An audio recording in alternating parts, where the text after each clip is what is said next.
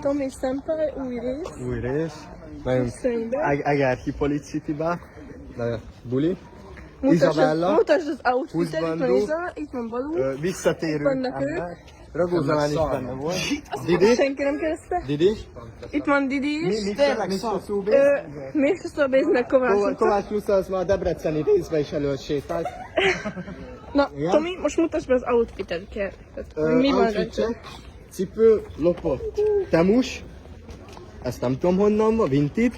Póló, New York-et. Ez H&M-es, de 2 millió forint volt. Nem, 1000 forint. 1000 forint volt. Igen. Már- Bocsi. Iza, pulcsid mennyi volt? Lucája amúgy.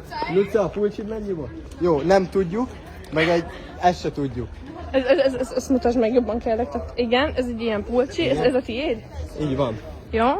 És akkor így, mi legyen majd videó témája? Téma, itt vagyunk a Hippolytban, Megérkeztünk. a bodyguardok. Megérkeztünk. Oké. És Akkor megérkeztünk a Hippolytba, itt vagyunk. Marci testvér foglalt nekünk helyet. Így van. És akkor hát ez majd megy ki a YouTube csatornán, nem? Úgy Így van, gondolom. iratkozzuk fel, és nyomjatok lájkot. Így van. Sziasztok.